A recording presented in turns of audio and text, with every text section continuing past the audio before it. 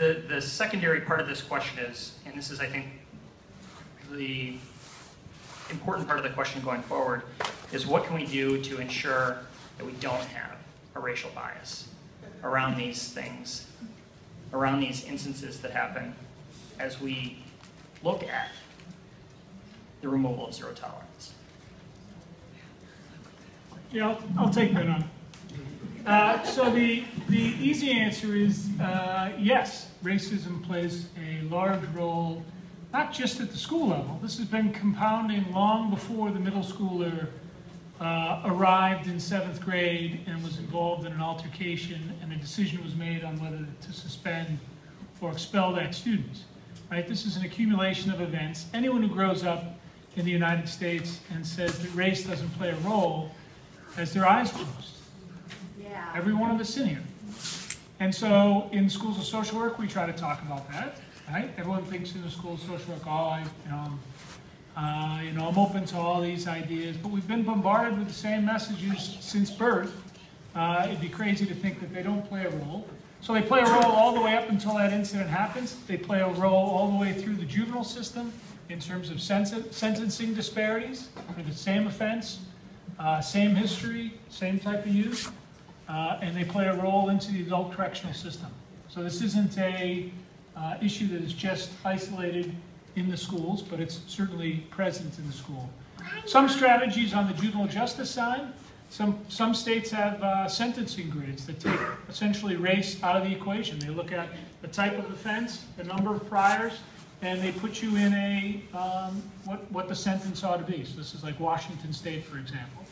And it really constrains the discretion, right? So the more you can limit the discretion, which is probably, you could say, oh, zero tolerance is no discretion, but if you can limit individual discretion, I think you can somehow at least limit individual bias. I don't think we're going to eradicate it, but I think it's a thought-provoking question on what are the strategies to at least A, acknowledge it, and B, think about mechanisms that we can adjust to address it.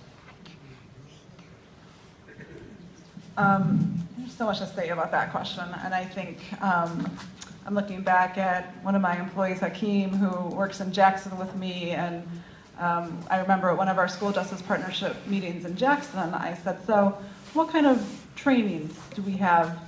The disparities in Jackson are even more than they are in Washington in terms of the disproportionality of African American boys being, especially African American boys with disabilities being suspended. We don't do any trainings about that. We don't have cultural. We're not having those kinds of conversations. And honestly, we're not really having them here so much either. There's some, and I know that there's some going on in Ypsilanti, but we don't want to talk about race. And so if we're not going to talk about race, if we're not willing to have those conversations in our schools, like, that's a pretty major problem. So I think that's where we start, right? We have to say, look at this data. And I went to this really amazing training in Redford Union from a former Washtenaw superintendent. She started that conversation with her staff, very diverse staff, a school district with predominantly African American students, and a lot of harsh school discipline happening. And a lot of kids in foster care actually are in the school district because there's a residential facility there.